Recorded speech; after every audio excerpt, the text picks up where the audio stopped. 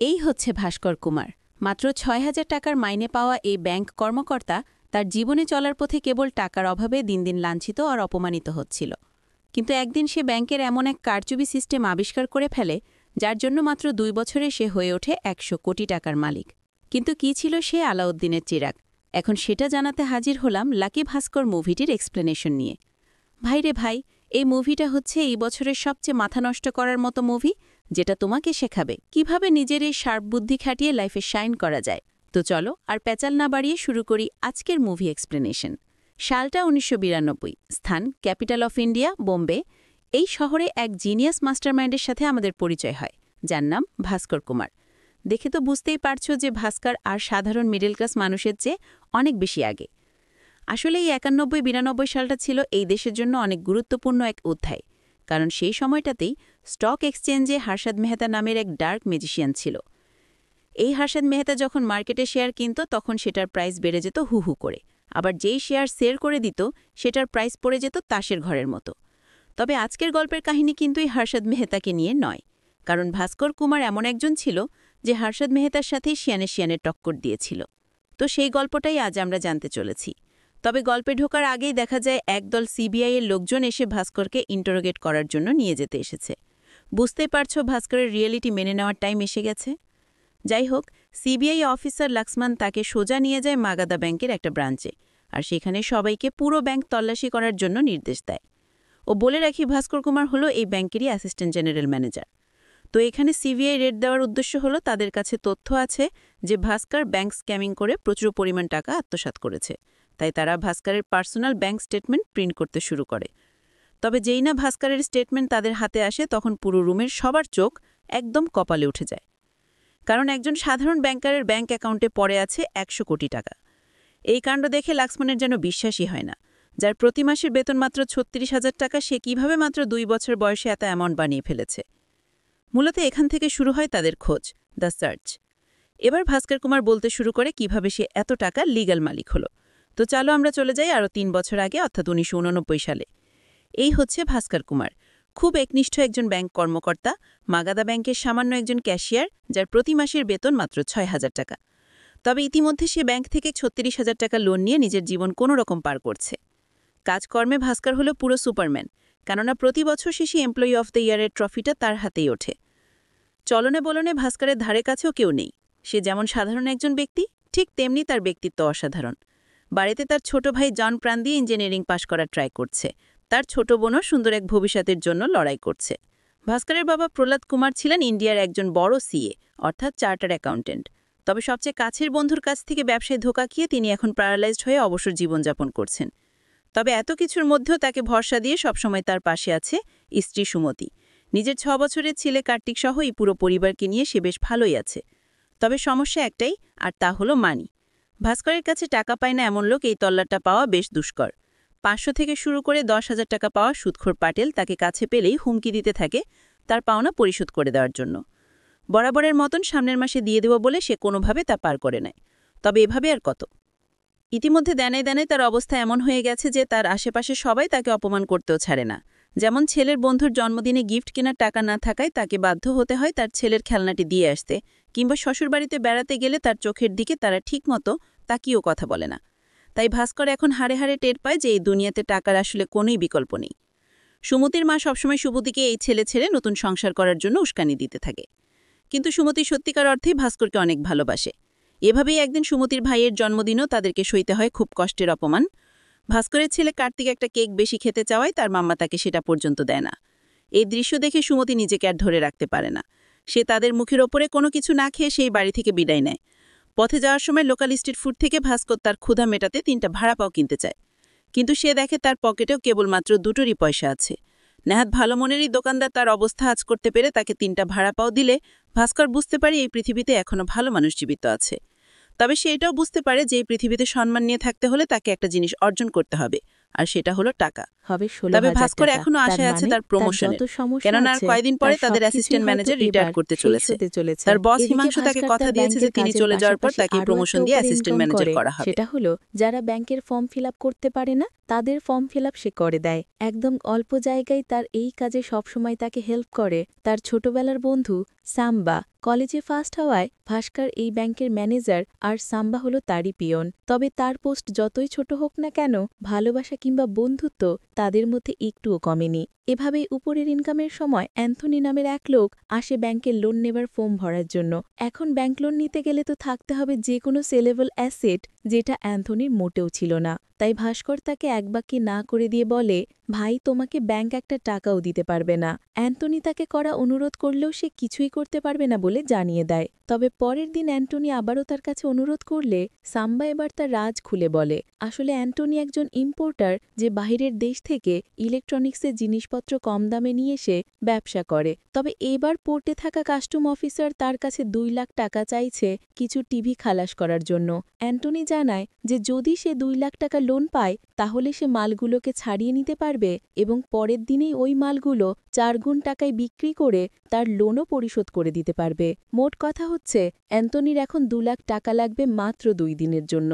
এখন সেই 2 লাখ টাকার জন্য বড় অ্যামাউন্টের ইন্টারেস্টও দিতে রাজি আছে। তবে এই সব কিছু শুনে ভাস্করের জন্য সন্দেহ হয়। তবে সাম্বা ছিল বেশ কনফিডেন্ট। সে বলে, আরে ভাই দেখ, 2 দিনের জন্য তোর বউয়ের ভাইয়ের কাছ থেকে টাকাটা ম্যানেজ করতে পারিস কিনা। তবে ভাস্কর জানায়, ওই শালা তো আমাকে মানুষই ভাবে না, তাই টাকা দেওয়ার তো প্রশ্নই ওঠে না। তবে অ্যান্টনির হাবভাব দেখে মনে হচ্ছে যে এই লোক তার পিছে সহজেই ছাড়বে না, তাই সে তাকে ঠিক আছে ভেবে দেখব বলে কোনো মতন কাটিয়ে দেয়। তবে এর পরেই ভাস্করের সাথে ঘটে যায় খুব খারাপ এক ঘটনা। সেই সুদখোর প্যাটেল তার পাওনা 10,000 টাকা আজই দেওয়ার জন্য দাবি করে। ভাস্কর তাকে অনুরোধ করে যেন এত মানুষের সামনে তাকে যেন অপমান না করে, কিন্তু এই প্যাটেল তাকে সবার সামনে বলতে থাকে যে তুই আমার টাকা এক্ষুনি দিবি। এই বলে সে তাকে প্রচুর অপমান করতে থাকে।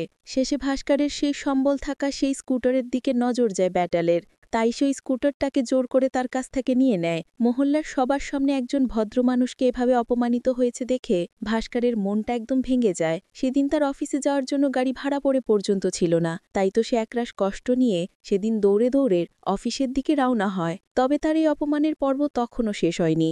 অফিসে এসে সে দেখতে পায় এত বছর ধরে বেস্ট পারফরমেন্স দেওয়ার পরও তার প্রমোশন না হয়ে সেই অ্যাসিস্ট্যান্ট ম্যানেজারের পদটা দিয়ে দেওয়া হয় মালিকপক্ষের এক লোককে। এই দৃশ্য দেখে ভাস্কর যেন নিজের চোখেই বিশ্বাস করতে পারে না। দিন নেই রাত নেই সে কেবল পরিশ্রম ভরে গিয়েছিল একটা ছোট্ট প্রমোশনের জন্য, যা এই মুহূর্তে তার খুবই দরকার ছিল। রিজিওনাল ম্যানেজার হিমাংশু স্যার তো তাকে কথা পর্যন্ত দিয়েছিল যে এই প্রমোশন তাকেই দেবে, কিন্তু তারপরেও কিভাবে অন্য কেউ এসে তার রিজিক কেড়ে নিল সেটা জানতে রাগে দুঃখে ভাস্কর চলে যায় তার কাছে। সেখানে কি ভাস্কর তাকে সরাসরি বলে যে আপনি একটা মিথ্যাবাদী, আপনি আমাকে আশা দেখিয়ে কেবল কাজই করিয়ে নিয়েছেন, আর দিন শেষে আপনি নিজের এলাকার ছেলেকে লবিং করে চেয়ারে বসালেন।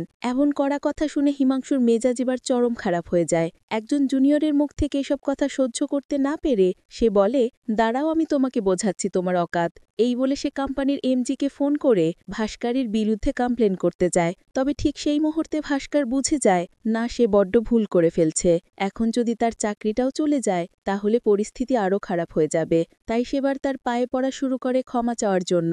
জাস্ট চিন্তা করো, একটা মানুষ কতটা অসহায় হয়ে পড়লে পরিবারের জন্য সে নিজের প্রাপ্যটুকু পাওয়ার জন্য প্রতিবাদও করতে পারে না। পুরো অফিসের সবাই এই অবস্থা দেখে তারাও হিমাংশু স্যারের কাছে ক্ষমা প্রার্থনা করতে থাকে।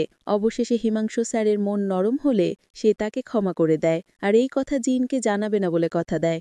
এমন বাজে এক পরিস্থিতির পর ভাস্কর আবারও নিজেকে শক্ত করতে থাকে, কারণ এটা ছাড়া এখন তার কাছে আর কিছুই বাকি নেই। তাই ফিরে এসে আবারও সে সবার সাথে ঠিক আগের ভাস্করের মতোই পজিটিভ আচরণ করতে থাকে, যা সবাইকে অনেক অবাক করে দেয়। অফিস শেষ করে সাম্বা আর সে যখন হোটেলে বসেছিল তখন আবারও সেই অ্যান্টনি তার কাছে আসে। তবে সাম্বা এবার তাকে ফিরে যেতে বললেও খোদ ভাস্করই তাকে বসতে বলে। এবার ভাস্কর তাকে প্রশ্ন করে, যদি এখন তোমাকে 2 লাখ টাকা আমি দিই তাহলে বলো তুমি তোমার মাল ছাড়িয়ে প্রফিট করতে পারবে কিনা।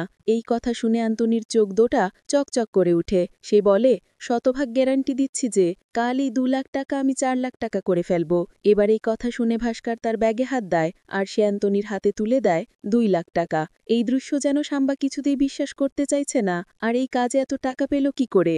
এখন এই কাহিনী বলার আগেই সে অ্যান্টনিকে অ্যান্থনিকে বলে, এই টাকা আমি তোমার ব্যবসায় খাটাচ্ছি, তাই যা ভাস্কর এই প্রফিট 2 হবে লাখ তার টাকা থেকে কোথায় আমাকে পেল ও তার রাজ সাম্বাকে সে খুলতে শুরু করে। 10% করে ভাস্কর প্রফিট জানায় দেবে। এই টাকা বলো ডিল সরাসরি ফাইনাল। ব্যাংক থেকেই এই সে কথা মেরে শুনে দিয়েছে। অ্যান্থনি প্রতিদিন ডিলের যে সাথে সাথে ক্যাশে রাজি হয়ে ডিপোজিট গেলে করে সেখান চলে থেকে যায় আজ সে কোর্টে 2 লাখ কল টাকা দিয়ে সরিয়ে তার রেখেছে। নিলাম বন্ধ যেহেতু করার আজ জন্য। শুক্রবার, তাই আগামী 2 দিন কেবি এর হিসাব নেবে না, আর এই 2 দিনের মধ্যে যদি সেই টাকা পেয়ে যায় তাহলে আবারও সে ভোল্টে চুপির সারে ওই টাকাটা ফেরত দিয়ে আসবে। তার মানে ব্যাংকের টাকা ব্যাংকেই থাকলো, খালি মাঝখান দিয়ে 2 দিন সে সেটা ইউজ করলো। তবে এই প্ল্যান শুনে তো সাম্বার মাথার খাম্বা পুরোই উড়ে যায়। সে বলে, ভাই তোর কি জেলে যাওয়ার কোনো ডর ভয় নেই? একবার ধরা খেলে চাকরিসহ সব যাবে। তবে ভাস্কর জানায়, আমার লাইফ এখন এমন এক অবস্থায় এসে পৌঁছেছে যেখানে হারাবার আর কিছু নেই। ভাইয়ের লেখাপড়া, বাবার মেডিসিন, ছেলের পেটের খাবার সবকিছু আমাকে জোগাড় করতে হবে। আমি আমার চোখের সামনে আমার পরিবারকে এভাবে কষ্ট দিতে পারবো না। তাই আমি আমার পরিবারকে খুশি রাখার জন্য লাইফের শেষ সীমানাও বাড়িয়ে দিতে পারি। এইসব কথাবার্তার মাঝেই অ্যান্থনি আবারও উপস্থিত হয়ে জানায় যে সে ওই নিলাম বন্ধ করতে সক্ষম হয়েছে, তাই এখন এই টাকা দিয়ে দিলেই সে মালগুলো খালাস করতে পারবে। এবার ভাস্কর তার হাতে হাত রেখে বলে, ভাই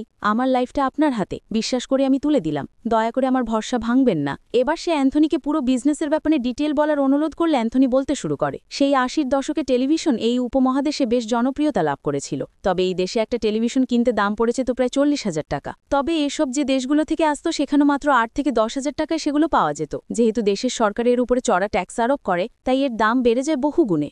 এখন এই ট্যাক্স ফাঁকি দেওয়ার জন্য একটা ব্যবস্থা আছে, আর সেটা হলো এই টেলিভিশনগুলোকে স্পেয়ার পার্টস বলে লুকিয়ে নিয়ে আসা। স্পেয়ার পার্টস বলে আনলে তার উপরে কোনো ট্যাক্সই দিতে হয় না, ফলে অনেক কম দামে জিনিসগুলো ইম্পোর্ট করা যায়। তবে এর জন্য কাস্টমার অফিসারকে চা নাস্তার খরচ দিলে আর এই কাজে কোনো বাধা থাকে না। এভাবেই কিছু এক্সট্রা টাকা ইনভেস্ট করতে পারলে এই সিস্টেমে রাতারাতি বড়লোক হওয়া কোনোই ব্যাপার না। এই সব কিছু শুনে ভাস্কর এবার কিছুটা চিন্তামুক্ত হয়, তাই সে সাম্বাকে তার সাথে পাঠিয়ে বাড়িতে চলে যায় আর অপেক্ষা করতে থাকে ভালো কোনো খবরের জন্য। কিন্তু 2 ঘন্টায় আসার কথা থাকলেও সাম্বা বা অ্যান্থনির কোনো দেখা পায় না সে। ভাস্করের মনে একরাশ ভয় আর চিন্তা কাজ শুরু করে। সেভাবে তারা ধরা খেয়ে গেল না তো, অথবা অ্যান্থনি কি টাকা মেরে চলে গেল? এমনও তো হতে পারে যে সাম্বা সহ 2 জন মিলে তাকে পল্টিয়ে দিল। এসব কিছু চিন্তা করতে করতে ভাস্কর জন্য পুরো উন্মাদ হয়ে যাচ্ছে। আজ যদি এই 2 লাখ টাকা সে মার খেয়ে যায় তাহলে কি হবে সেটা তো বুঝতেই পারছো। তবে ফাইনালি সাম্বা সেখানে আসলে সে দেখতে পায় তার মুখে একরাশ কালো ছায়া নেমে এসেছে। ভাস্করের বুঝতে বাকি থাকে না যে তার মারা সারা হয়ে গেছে। তবে যেই না সে অ্যান্থনিকে দেখতে পায় তখন তার সব ভুল ভেঙে যায়। না, অ্যান্থনি তাকে ধোঁকা দেয়নি, সে ওই মাল ছাড়িয়ে তার থেকে 2 লাখ টাকা কামাই করেছে, যার থেকে সাম্বা ভাস্কর পেয়ে যায় 20,000 করে প্রফিট। তবে ভাস্কর তাকে খুশিতে জড়িয়ে ধরে, এই টাকার জন্য নয়। সে তাকে জড়িয়ে ধরেছে এটা ভেবে যে অ্যান্থনি তার ওয়াদা রক্ষা করেছে। এভাবেই অ্যান্থনি ভাস্করের লাইফে এক বড় মোড় তৈরি করে দেয়, যা তার এই ছাপোষা লাইফকে ধীরে ধীরে ঠিক করে দেবে। ভাস্কর প্যাজেলকে টাকা ফেরত দিয়ে তার প্রিয় স্কুটারটি ব্যাক নিয়ে আসে, যেটা দেখে সুমতি যেন আকাশ থেকে পড়ে। এর পরের দিন ভাস্কর আবারও ব্যাংকে যায়। সবাই আসার আগে এবার তার মিশন হচ্ছে খুব গোপনে ওই 2 লাখ টাকা আবার ভোল্টে অ্যাড করে দেওয়া। সেই কাজ ভাস্কর এমনভাবে করে দেয় যে একটা পিঁপড়া পর্যন্ত টের পায় না। এর মানে তো তোমরা বুঝতেই পারছ, ভাস্কর ইতিমধ্যে এমন এক সিস্টেম পেয়ে গেছে যার কোনো তুলনাই হয় না। এরপর থেকে অ্যান্থনি একে একে পোর্ট থেকে মাল নিয়ে আসার ভাস্কর তার ব্যাংক থেকে 2 দিনের জন্য টাকা সরিয়ে ব্যবসা করতে থাকে। এভাবে ভাস্করের লাইফ এগিয়ে যেতে থাকে রকেট গতিতে। এখন তাকে আর টাকার জন্য কারো কাছে অপমানিত হতে হয় না। ভাই বোনের পড়ালেখা, ব্যাংকের লোন, ঘরের আসবাবপত্র সবকিছুই তার হতে শুরু করে। এই সবকিছু দেখে সুমতির কাছে যেন স্বপ্ন বলেই মনে হয়। এত দ্রুত ভাস্কর নিজের লাইফ কিভাবে পাল্টে ফেলেছে তা যেন সে কিছুতেই ধরতে পারছে না। আসলে এত অভাবে থাকা মানুষ যখন সেই অভাবকে হত্যা করে দেয় তখন সে কিন্তু এমনই আচরণ করে। তবে এই সব কিছু তার বউ ঠিকই নোটিস করে, তাকে সত্যি কথা বলতে বলে যে আসলে সে পয়সা কোথা থেকে পাচ্ছে। তবে ভাস্কর তাকে মিথ্যা জানায় যে সে এক্সপোর্ট ইম্পোর্টের ব্যবসা করছে, আর এর জন্য সে টাকা ব্যাংক থেকে লোন নিয়েছে। তার ব্যবসা এখন অনেক ভালো যাচ্ছে বিদায় সে এভাবে উঠছে। সরল মনা সুমতি তার এই কথা বিশ্বাস করে নেয় আর নিজেকে চিন্তামুক্ত করে তার সাথে উঠতে থাকে। এভাবেই একদিন ভাস্কর তার ছেলের জন্মদিনের পার্টি খুব ধুমধাম করে দেয়, যা দেখে আশেপাশে সবাই অবাক না হয়ে পারে না। সেই পার্টিতে অ্যান্থনি জানায় তার ছেলে তাকে আমেরিকায় শিফট হয়ে যাওয়ার জন্য বলছে, তাই সে হয়তো দ্রুতই আমেরিকায় পাড়ি জমাবে। তবে তার আগে সে একটা লাস্ট কাজ করতে চায় ভাস্করের সাথে। তবে এবারের আইটেম হচ্ছে 3টে ইম্পোর্টেড বিদেশি কার, যেগুলো বেচলে ইনভেস্টমেন্টের চেয়ে 6 গুণ বেশি টাকা কামানো যাবে। তবে এই কাজের জন্য প্রয়োজন হবে 10 লক্ষ টাকা। এই টাকার অ্যামাউন্ট শুনে ভাস্করের মুখে চিন্তার ভাঁজ পড়ে যায়, কারণ এতদিন তারা 2-3 লাখ টাকা চারটেখানি কথা নয়, যার জন্য সে মোটামুটি সিদ্ধান্ত নিয়ে নেয় যে এই ডিল সে কখনোই করবে না। এরপর সে রুমে ফিরে আসলে সুমতি জানায় তাদের ওই পার্টিটা ওয়ান অব দ্য বেস্ট হয়েছে। তবে দেখা যায় তার ছেলে কার্তিক কেন যেন কান্না করছে। ভাস্কর কারণ জিজ্ঞেস করলে কার্তিক বলে, বাবা জানো, আমার বন্ধুরে এতদিন আমাকে বলতো যে তুই তো ফ্রিতে কেক খাওয়ার জন্য আমাদের পার্টিতে আসতি, কিংবা একই গেঞ্জি বারবার পরে গেলে তারা আমাকে ফকির বলতো, কিন্তু আজ তারা এত বড় পার্টি দেখে আমাকে অনেক আদর করেছে। আজ তোমার জন্যই তাদের সব মুখ বন্ধ হয়ে গেছে বাবা। এইসব কথাগুলো শুনে ভাস্করের মন একদমই অন্যরকম হয়ে যায়। সে বুঝে যায় টাকা আসলে কি না করতে পারে। যারা তার 2 পয়সার দাম দিত না তারা এখন তাকে সম্মান দিয়ে কথা বলে, যার সবকিছুই হয়েছে এই টাকার কারণে। ভাস্কর বোঝে যায় এই সম্মান ধরে রাখতে হলে টাকার কোনো বিকল্প নেই।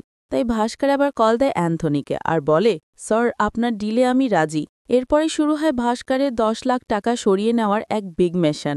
তার ব্যাংকের ওয়াল্ট ম্যানেজার হচ্ছে এই নারায়ণ স্যার। তিনি প্রতিদিন অফিসে লেট করে আসে আর দ্রুতবেগে বাড়ি চলে যায়, যার কারণে এতদিন ভাস্কর এই সুযোগেরই অসৎ ব্যবহার করেছে। কিন্তু আজ দেখা যায় যে এই বান্দা সময় পার হয়ে গেলেও আর ব্যাংক থেকে যাচ্ছে না। ভাস্কর আজ বেশি টাকা নিয়ে ঠিকই ভল্টে এসেছে, কিন্তু যাওয়ার সময় সেই টাকাটা নিতে না পারলে সব কিছু বৃথা। তাহলে এখন কি করা যায়? ভাবতে ভাবতে ভাস্কর একটা চরম ফোন দিয়ে এঁটে ফেলে। সে সাম্বাকে দিয়ে বাইরে থেকে কল দিয়ে তাকে 10 মিনিট বিজি রাখে। ঠিক সেই সুযোগে ভাস্কর তার ব্রিফকেসে সব টাকা ভরে নেয়। এভাবে ফাইনালি 10 লাখ টাকা আলাদা করে রেখে ভাস্কর সসম্মানে বেরোতে সক্ষম হয়। এরপর সেই টাকা দিয়ে তারা ওই গাড়িগুলোকে পোর্ট থেকে ছাড়িয়ে নিয়ে আসে। তবে এবার ঘটে ঠিক সেই কাহিনী যা তোমরা এতক্ষণ ধরে আজ করছিলে। গাড়ি ছাড়িয়ে আনার পর দেখা যায় যে যেই ডিলারের কাছে তারা গাড়ি বিক্রি করবে তাদেরকে পুলিশ ইতিমধ্যেই স্মাগলার বলে ধরে নিয়ে গেছে। তার মানে এই মুহূর্তে তারা গাড়িগুলোকে আর সেল করতে পারছে না। ফলে এখন একদিন পর ভাস্কর ব্যাংকে কই থেকে টাকা ব্যাক দেবে তার কোনো উপায় আর বাকি রইল না। সাম্বা তো রেগে মেগে অ্যান্থনিকে মারতে পর্যন্ত চলে যায়, কিন্তু ভাস্কর এখানে বিচক্ষণতার পরিচয় দেয়।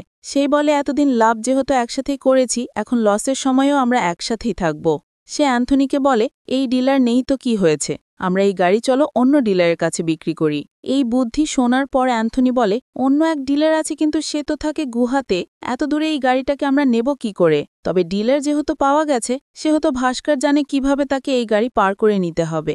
সেই প্ল্যান অনুসারে সে 3টা গাড়িতে সরকারি ফ্ল্যাগ লাগিয়ে রওনা দেয় গোয়ার উদ্দেশ্যে। তবে ঠিকই তাদের গাড়ি পুলিশে আটকে তাদের গাড়ির কাগজ আর লাইসেন্স দেখা শুরু করে। অ্যান্থনি আর ভাস্কর গাড়ি চেক করিয়ে বেরিয়ে যেতে পারল, মিস্টার হাম্বা ঠিকই ধরা খেয়ে যায়। তবে ঠিক সেই সময় ভাস্কর চালে তার আসল চাল। তার গাড়ি থেকে বেরিয়ে আসে একজন রুলিং পার্টির মিনিস্টার। সেই মিনিস্টারকে দেখে তো পুরো ফোর্সের গলা একদমই শুকিয়ে যায়। তারা বলতে থাকে, আজ আমাদের চাকরি আর কেউই বাঁচাতে পারবে না। কিন্তু এই কি, মিনিস্টার হয়ে তাদের কথাবার্তা তো খুব একটা সুবিধার মনে হচ্ছে না। আসলে সুবিধার মনেই বা কেন হবে? এই লোকগুলো তো ছিল পথে ভিক্ষা করা ফকির বাহিনী। মানে সিরিয়াসলি, ভাস্কর তাদের ভিখারি থেকে একদম মিনিস্টার বানিয়ে সবগুলোকে গোল খাইয়ে দিল। সাবাস বেটা, সাবাস। যাই হোক, ওই যাত্রায় এক বার্ড ডান্সারকে অমিতাভ বচ্চনের নেক্সট নায়িকা বানিয়ে দিয়ে তারা সেই যাত্রায় সকল চেকপোস্ট পার করতে সক্ষম হয়। আর ফাইনালি ওই 3 গাড়ি বিক্রি করে তারা তাদের এই ভয়াবহ বিপদকে উদ্ধার করে। অবশেষে অ্যান্থনিকে তারা পৌঁছে দেয় এয়ারপোর্টে, কেননা আজই সেই আমেরিকার উদ্দেশ্যে রওনা দেবে। তবে যাওয়ার সময় অ্যান্থনি তাকে জানায় যে, আমি ওখানে গিয়ে একটা হোটেল খুলব। সে আরও বলে, ভাস্কর, যদি কখনো তোমার হেল্প লাগে তাহলে আমাকে কিন্তু ভুলবেন না। ভাস্কর তার জীবনের মোড় ঘুরিয়ে দেওয়া এই ব্যক্তিটাকে অশ্রুসিক্ত জলে বিদায় জানায়। এবার ভাস্করের মিশন ওই টাকা ব্যাংকে ফেরত দেওয়া। সে উদ্দেশ্যের হয়ে সে যেই না ব্যাংকে এসে পৌঁছায়, ঠিক তখনই সে দেখতে পায় পুলিশ ব্যাংক ঘিরে রেখেছে। এই দৃশ্য দেখে ভাস্করের কলিজা পুরো কেঁপে ওঠে। না, ফাইনালি এবার সে ধরাই খেয়ে গেছে। কিন্তু ভেতরে ঢুকে সে যা দেখতে পায় তাতে আরেকটু হলেই তার হার্ট অ্যাটাক হয়ে যেত। আসলে পুলিশ ও ব্যাংকের ম্যানেজমেন্ট এখানে এসেছে ওই হিমাংশুকে ধরে নিয়ে যেতে। কেননা হিমাংশু এতদিন তাদের না জানিয়ে অনেক মানুষের কাছ থেকে ঘুষ খেয়ে তাদের চাকরি দিচ্ছিল। মানে তো বুঝতেই পারছো, ভাস্করের সেদিন প্রমোশন না দিয়ে ঠিকই সে টাকা খেয়ে অন্য একজনকে প্রমোশন দিয়ে দিয়েছে। যাই হোক, বিপদ কিন্তু এখনও কেটে যায়নি, কেননা যতক্ষণ পর্যন্ত ভল্টের টাকা না যাচ্ছে ততক্ষণ ধরা খাওয়ার চান্স কিন্তু কমছে না।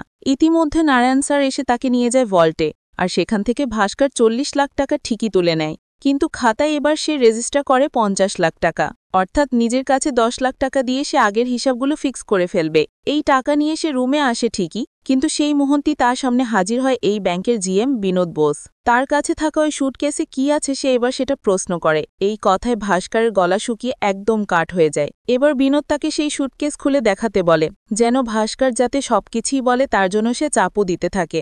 এরপর বিনোদ সেই সুটকেস খুলে দেখতে পায় যে তার ভিতরে সরকারি সিলমারা গাড়ির কাগজ আর চাবি আছে।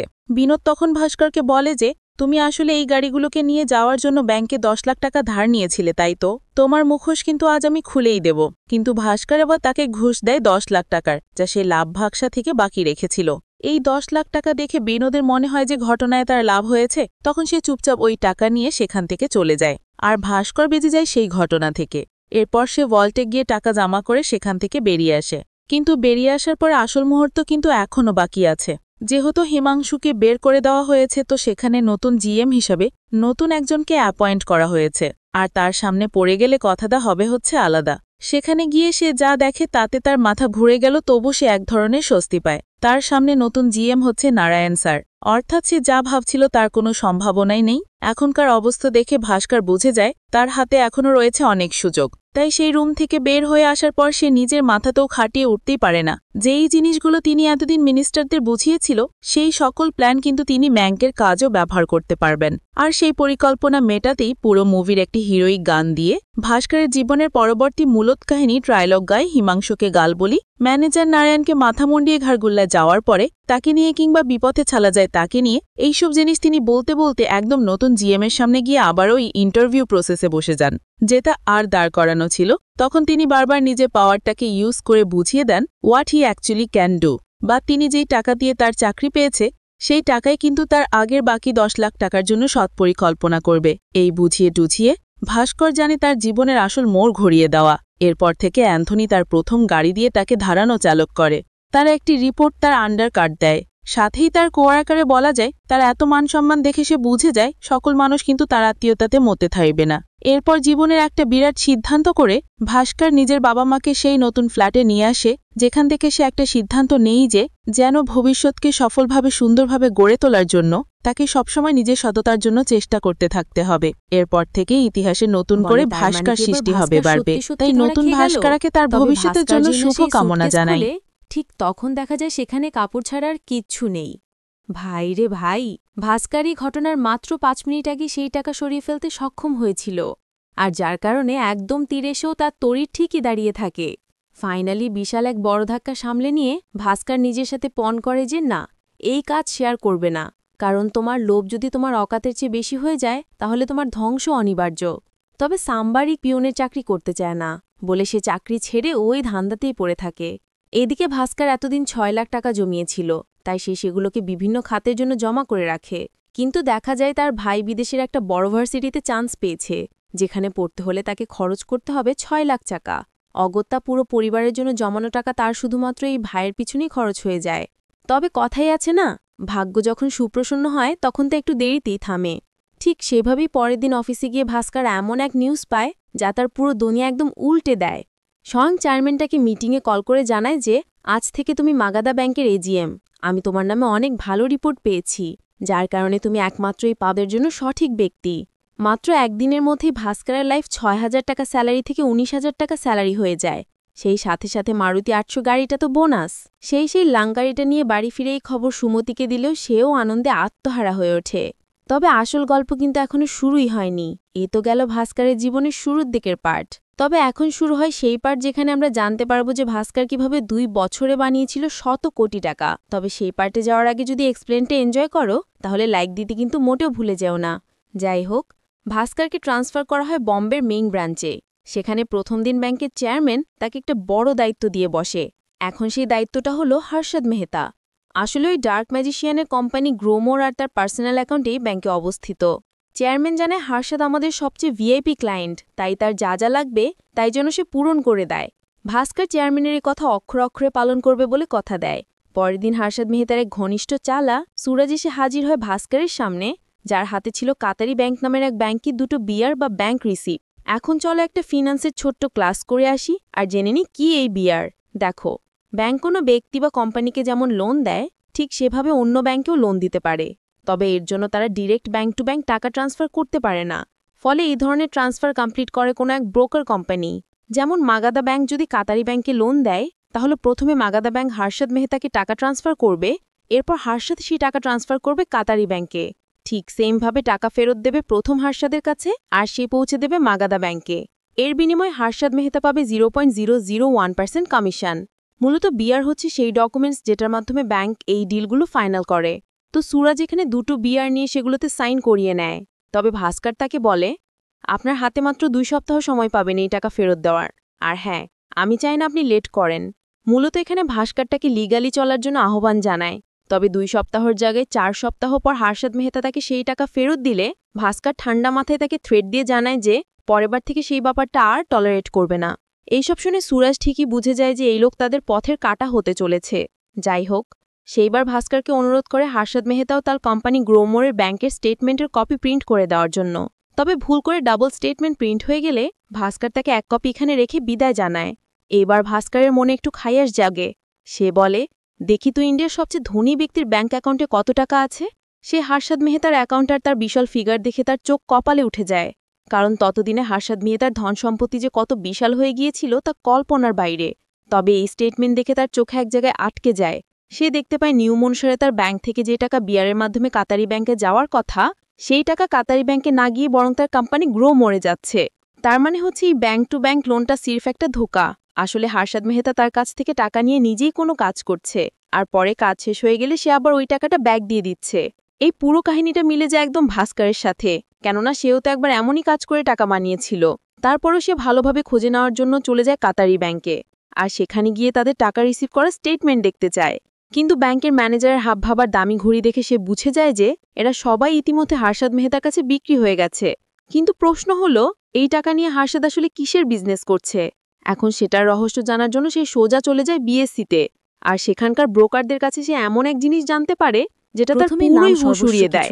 সে জানতে পারে যে হার্ষাদ মূলত শেয়ার মার্কেট রিগিং করে।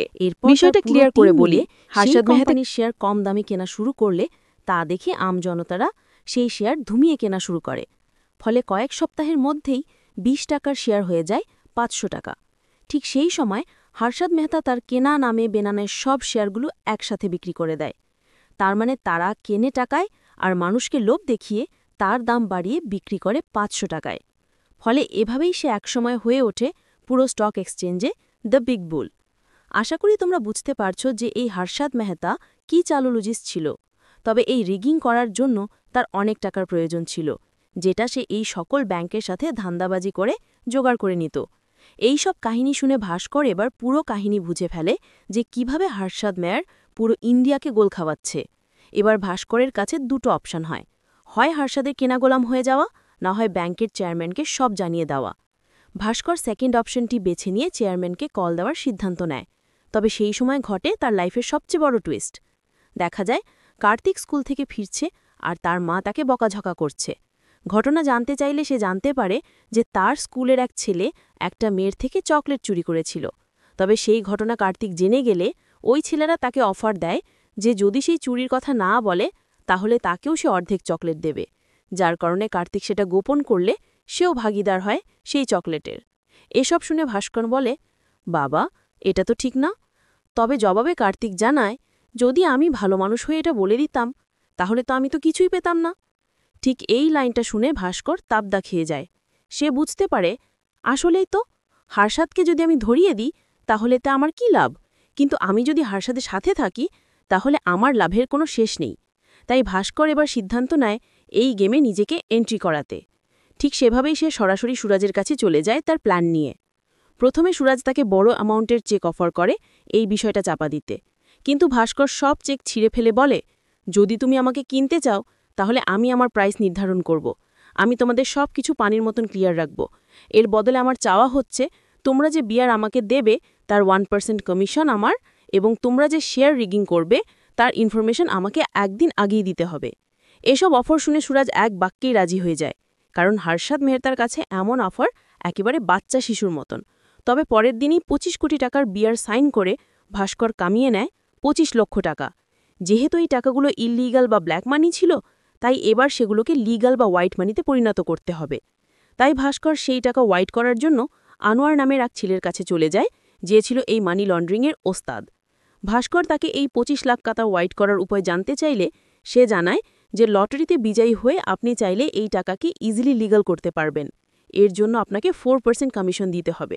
যদি এটা দিতে পারেন তাহলে নেক্সট লটারির বিজয়ী আপনাকেই বানিয়ে দেওয়া হবে, আর আপনি পুরো ১৭ লাখ টাকা দাকার একদম লিগাল মালিক হয়ে যাবেন। কি বুঝতে পারলে তো এসব লটারি ফটারি তো কোন লেভেলের খেলা হয়।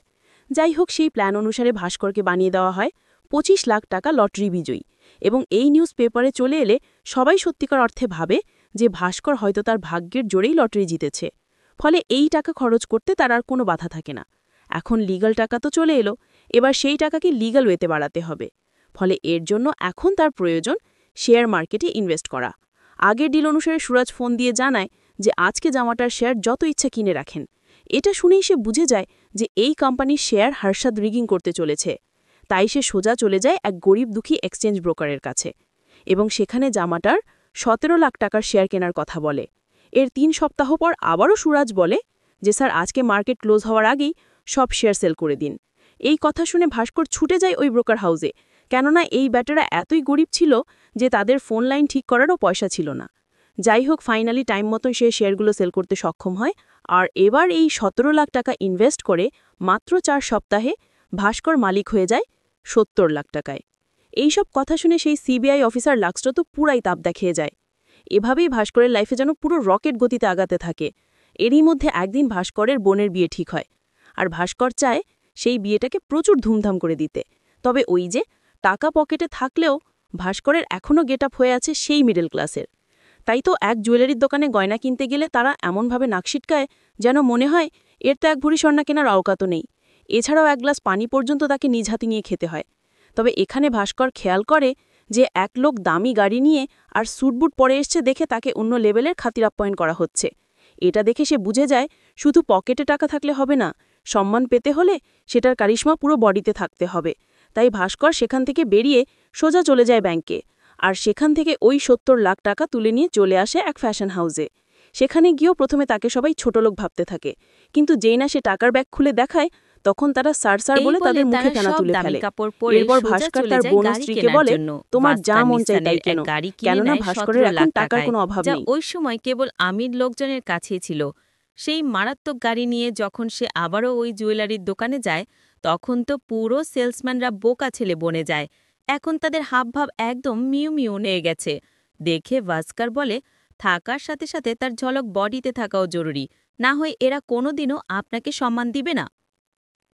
এভাবেই তার বোনের বিয়ে প্রচুর ধুমধাম করে দিতে থাকে ভাস্কর। এখন সুরাজের কাছ থেকে সে যে ব্ল্যাক মানি পায় সেটা তো বারবার লটারির মাধ্যমে হোয়াইট করা সম্ভব না, কারণ এতে করে সিবিআইয়ের লোকজন সন্দেহ করতে পারে। তাই এইবার তাকে আরও বড় ধরনের মানি লন্ডারিংয়ের সিস্টেম বের করতে হবে।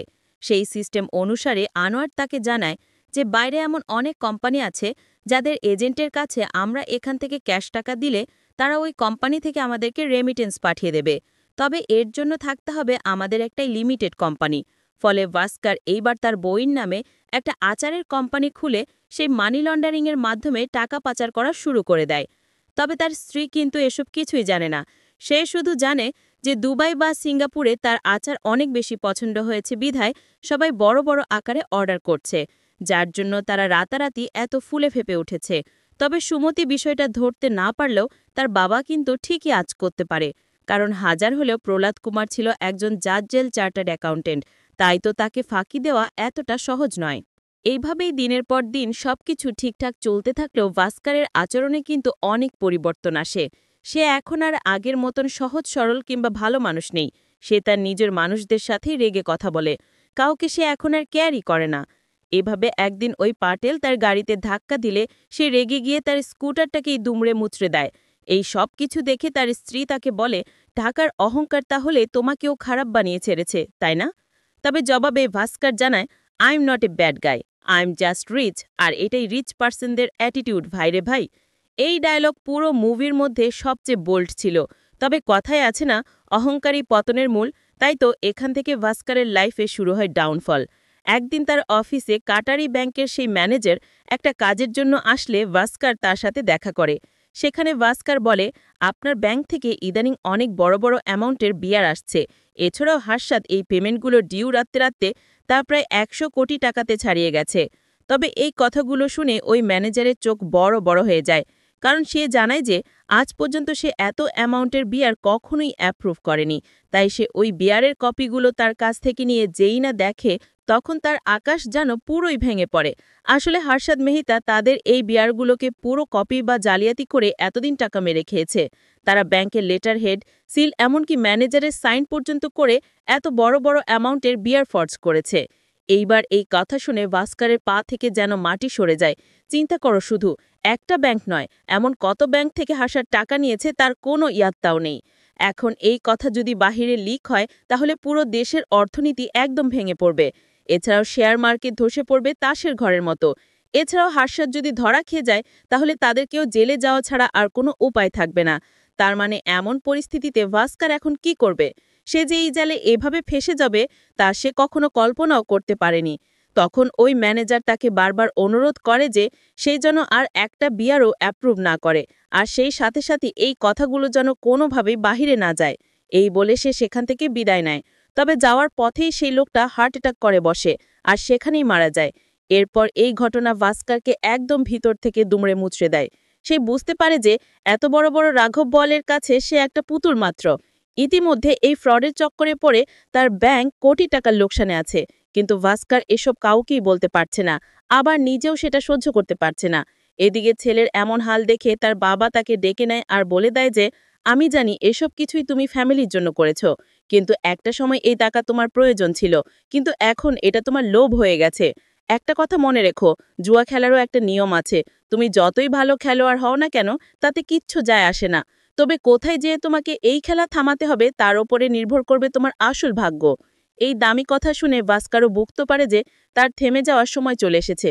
তাই সে প্ল্যান করে নিজেকে আবারও সেই আগের অবস্থানে ফিরিয়ে নিয়ে যেতে থাকে। এর জন্য ভাস্কার তার লাইফে এতদিন যা যা করেছে তার সবকিছুই একে একে বন্টন শুরু করে দেয়। সে তার ভাইকে আমেরিকায় একটা বাড়ি কিনে দেয়, তার বোনকে উপহার দেয় একটা ফ্ল্যাট। এছাড়াও তার স্ত্রীর ভাইকে বিজনেস করার জন্য সে টাকা ইনভেস্ট করে। এরপর থেকে ভাস্কার আর সুরাজের কোনো বিয়ার অ্যাপ্রুভ না করে, তবে এটা করে দেওয়ার জন্য ম্যানেজমেন্ট বোর্ড পর্যন্ত তাকে রিকোয়েস্ট করতে থাকে। কিন্তু ভাস্কার জানায়, স্যার, আমি এই কোম্পানির ভালোর জন্য আর একটা বিয়ারও অ্যাপ্রুভ করতে পারবো না, কারণ ইতিমধ্যে 100 কোটি টাকা হাসপাত পেন্ডিং রেখেছে। যদি সে এটা পরিশোধ করে তাহলে আমি পারবো, আর অন্যথায় যদি আমাকে দিয়ে আপনারা ফোর্স করেন তাহলে এই নিন আমার রিজাইন লেটার, আজ থেকে আমি ইস্তফা পেলাম। এই বলে ভাস্কর সেদিন চাকরি ছেড়েছিলাম। যেখান থেকে ভাস্করকে সিবিআই ধরে নিয়ে এসেছিল। এতক্ষণ ভাস্কর তাদেরকে এই গল্প করছিল যে সে কিভাবে এত টাকার লিগ্যাল মালিক হলো, তবে সে শুধু ভাগ্য আর লিগ্যাল ওয়ের কথাই তাদের কাছে স্বীকার করে, কেননা এমন 2 নম্বরের কথা জানলে তার তো জেলেই যাওয়া লাগত।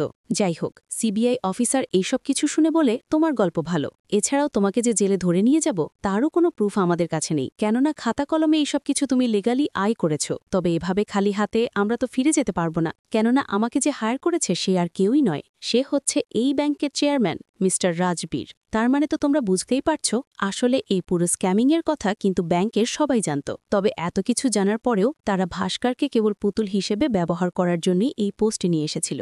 এসব দেখে ভাস্কর যেন নিজেকে বিশ্বাসই করতে পারে না। স্বয়ং ব্যাংক নিজে এই করাপশনের সাথে জড়িত তা তার কল্পনার বাহিরে। এবার ব্যাংকের চেয়ারম্যান তার আসল চেহারা ভাস্করকে দেখায়। সে বলে, আমি জানি তুমি অনেক কামিয়েছ এই ধান্দায়, যখন তোমার মন ঘুরে গেল তখন তুমি আমাদের সাথেই পল্টি নিতে চাইলে, তাই তো? কাউকে না জানিয়ে তুমি রিজার্ভ ব্যাংকে গিয়ে আমাদের নামে নালিশ করে এসেছ।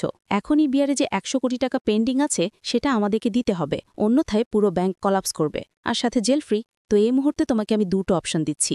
1, আইটি ডিপার্টমেন্টকে বলে আমরা তোমার অ্যাকাউন্ট ফিক্স করে রাখি আর জেলের ভাত খাওয়াই, অথবা 2, এই পেন্ডিং 100 কোটি টাকা তুমি হার্টসাতকে দেওয়ার মাধ্যমে ব্যাংকের পেন্ডিং ক্লিয়ার করে দেবে। এতে করে তোমার টাকা হারালেও তুমি স্বাধীনভাবে চলাফেরা করতে পারবে। এইসব কথা শুনে ভাস্কর জিয়ানো এক অথৈ সাগরে পড়ে। তিল তিল করে কামানো টাকা কিনা শেষমেশ এভাবে তাদের দিয়ে দিতে হবে, কিন্তু সেটা না করে তার আর কোনো উপায় নেই। তাই আর কোনো কিছু চিন্তা না করে ভাস্কর কুমার তার ব্যাংকের সমস্ত টাকা চেক লিখে দেয় হর্ষাদ মেহতার নামে, আর নিজে এই পাপ থেকে মুক্তি নেয় চিরতরে। আচ্ছা, তবে কি কাহিনী এখানেই শেষ হতে যাচ্ছে? আরে না, একটু ওয়েট করে দেখো না, কি মারাত্মক টুইস্ট অপেক্ষা করছে তোমার জন্য। তো কাহিনী শুরু হয় ঠিক তখনই যখন ভাস্করের চেক ব্যাংকে ডিপোজিটের জন্য পাঠানো হয়। সেখানেই জানা যায় যে এই লোকের ব্যাংক অ্যাকাউন্টে একটা ফুটো পয়সাও নেই। তার মানে গত 10 দিন আগে ভাস্কর তার ব্যাংক ডিঅ্যাক্টিভ করার পাশাপাশি সব টাকা তুলে নিয়ে গেছে।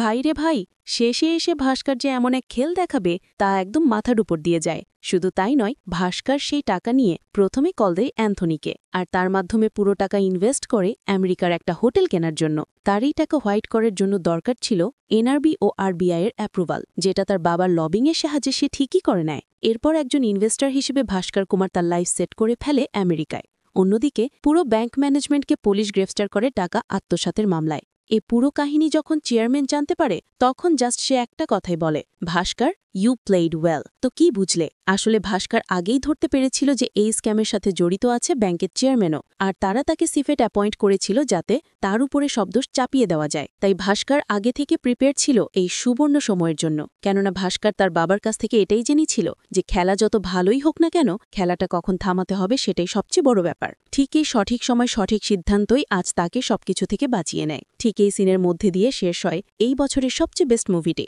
তো ভিডিওটি কেমন লাগলো তা অবশ্যই আমাকে জানিও। আর হর্ষাদ মেহতাকে নিয়ে কিন্তু পুরো একটা ওয়েব সিরিজেই আছে। এখন তোমরা যদি চাও তাহলে সেই ওয়েব সিরিজটাও এক্সপ্লেইনড হবে সিনারি ক্যাপস বিডিতে। তো কমেন্টের মাধ্যমে তোমরা জানিও। আর নতুন ভিডিও খুব শীঘ্রই আসতে চলেছে। সবাই ভালো ও সুস্থ থেকো। আল্লাহ হাফেজ।